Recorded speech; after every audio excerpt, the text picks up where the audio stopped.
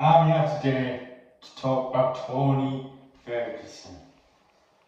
Now, to start this off, probably got to start back to when his career begun. He begun his career as one of the greatest. He begun his career as a wrestler in America at the age of 5. He started doing boxing as he got older. Then he switched to MMA, so how popular that was getting, and he decided to start taking up jiu-jitsu. Eventually started training for legendary, great jiu-jitsu specialist Eddie Bravo, which was 100% a great move by Tony, but potentially caused his downfall. So it wasn't really Eddie's fault. We'll get to that in a sec. I think I'm going to see what truly happened with Tony Ferguson. I think I'm going to make it like a full-on downfall of Tony Ferguson's career video, just break down how everything went down. But yeah, he's on the rise on the regional scene. Never tapped out, never got knocked out. He's like this beast. He lost a few fights, but like never tapped. He got choked out once, and yeah. Lost decision in time. Then gone the UFC for the Ultimate Fighter. He was a very controversial figure on the Ultimate Fighter. As you know, if you know Tony Ferguson, he's a weird guy. Right? He's a very strange guy. And that's why I love him. But he is very strange. So people sort of like him, but some people sort of hate him. But there was a big argument on the tough scene where he was mentioning one of his teammates, one of the teams, he's mentioning his son, who he didn't have custody of it at the time. So, when he's got a bit heat, people started to turn on Tony. But Tony went on to win the Ultimate Fighter. Then after winning the Ultimate Fighter, he went on to face the legendary. We went on to face Michael Johnson after winning the Ultimate Fighter. He had a few good performances in between against like some, I think Edwards he fought. Yeah, he fought a few good guys in between. But then in like the second round of his fight with Michael Johnson, he broke his arm, and then he ended up losing that fight. But he did have a broken arm during that. So, and then he took a lot of time off to heal it on. Then he came back and he just absolutely killed him on a big winning streak.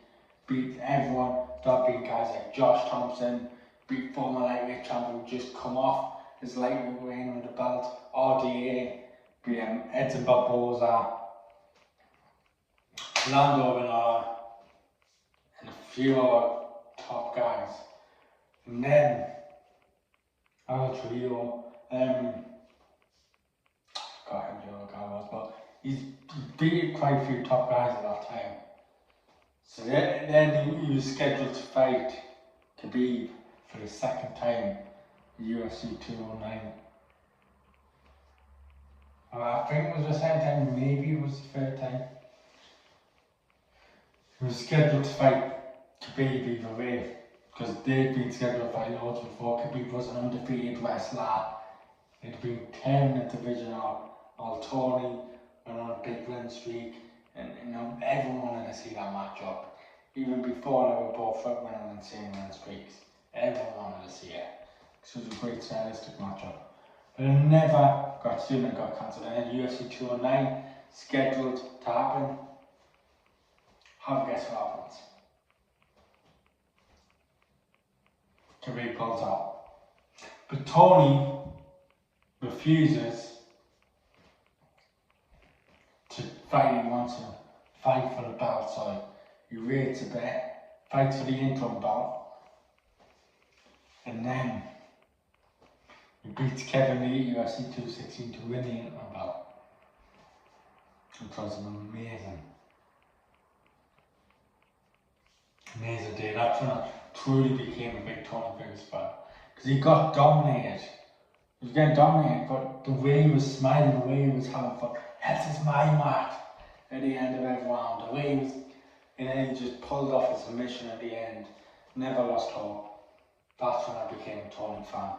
Then UFC 223, they were scheduled to fight for the third or fourth time, I can't remember that fight. I think this would be the fourth, and I also scheduled to fight, it was a total 240. Someone pulled out of that. Yeah.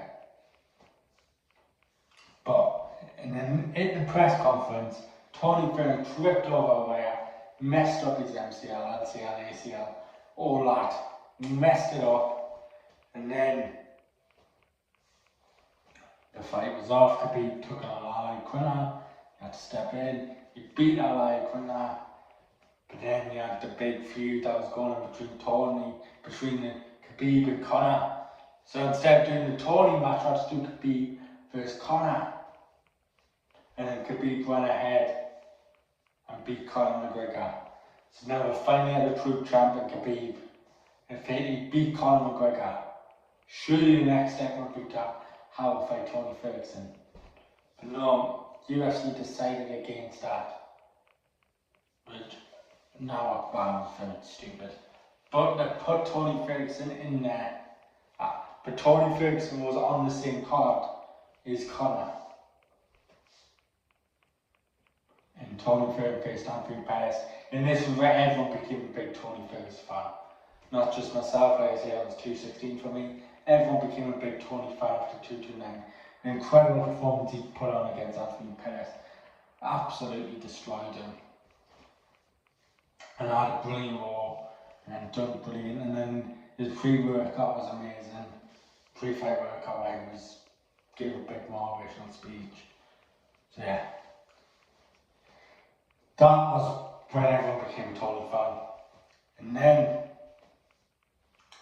then for some reason we never got really around to doing Khabib vs Tony.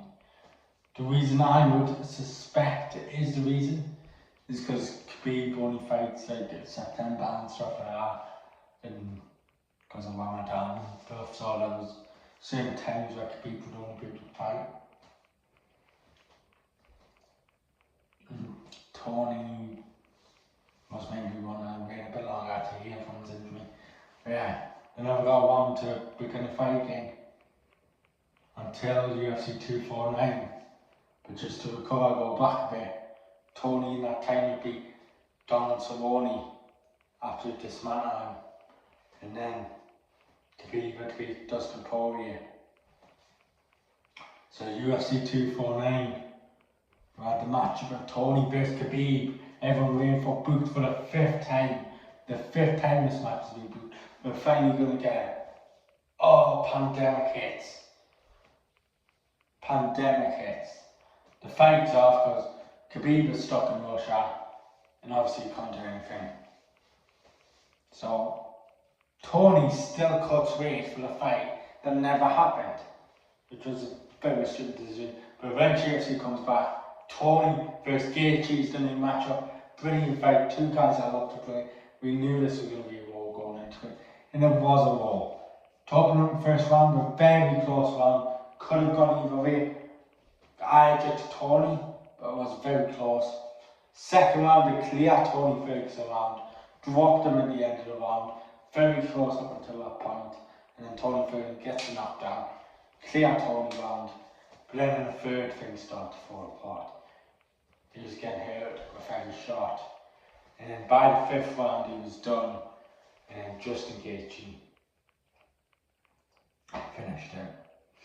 13 stepped in, didn't go out, but you know. And then Tony Ferguson came back. Which because when Tony Ferguson came back, he got retired. But I was still hopeful when he get the Tony vs Khabib match.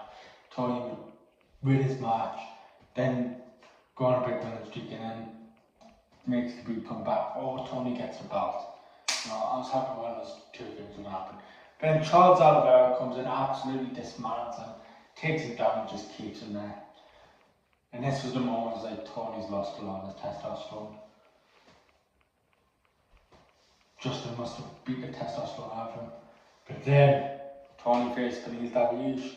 Same thing happened again. Very similar story where Tony survives an armbar which looks like he goes on in the Charles fight. In the Benil fight, he survives a leg lock, a leg lock or a knee bar, and should have broke his knee.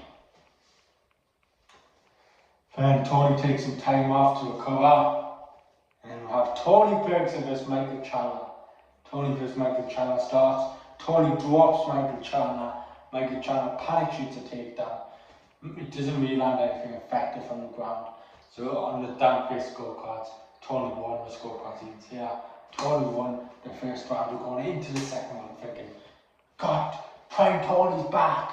The time off really helped. Prime Tony's back. He's back. Al Kiku's back.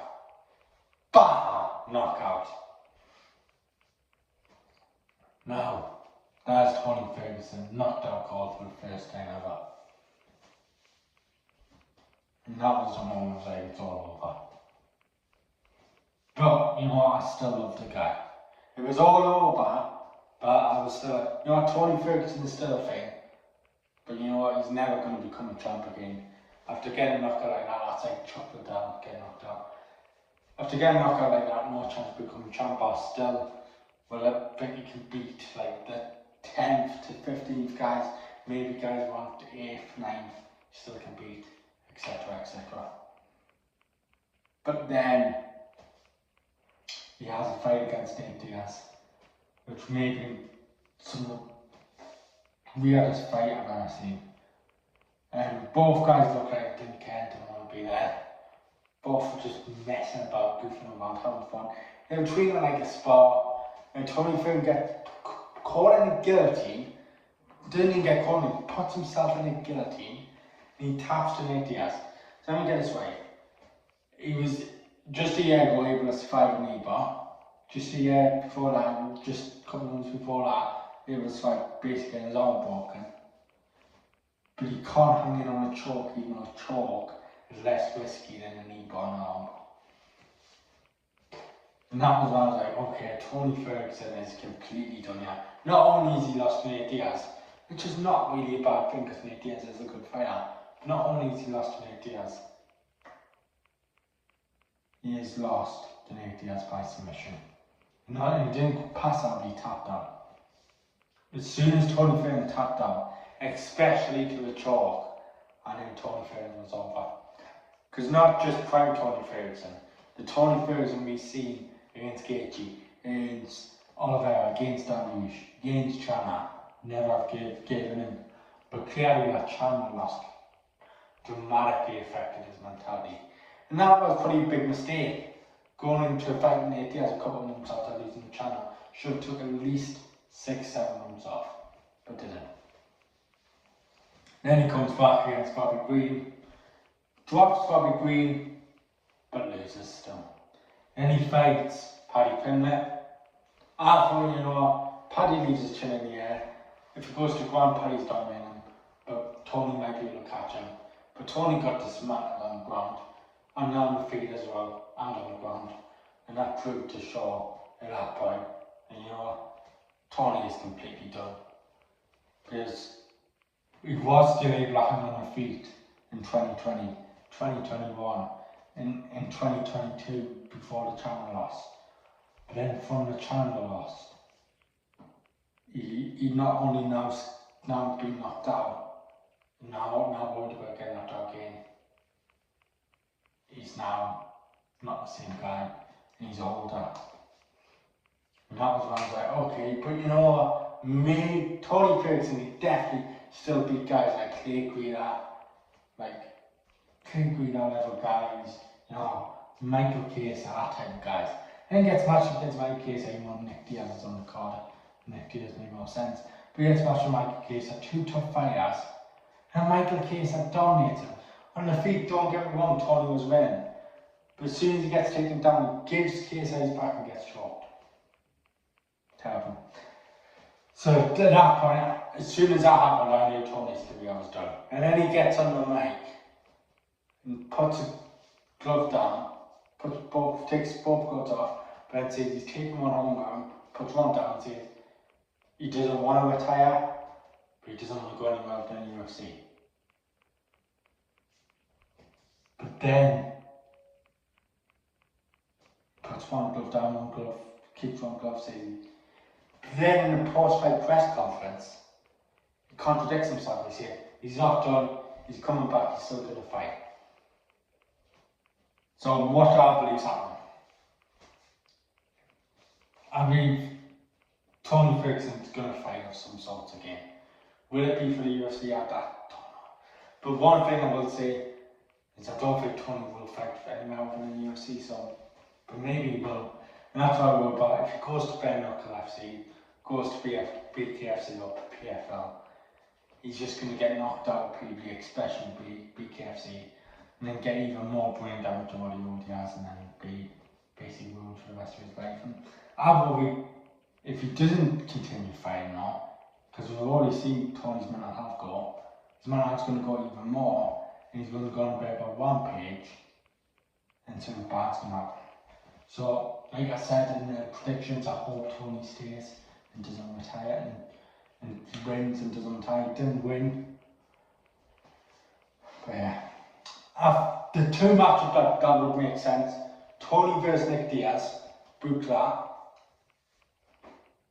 Both guys are clearly past it. Both guys have no idea what they're doing anymore. So yeah. That makes sense. Nick Diaz on the floor in ages. Makes perfect sense. I don't know if we'll win that now because he lost to unmotivated KSI. Then the other matchup that I want to see, Tony Ferguson versus either Clay Guida or Jim Miller.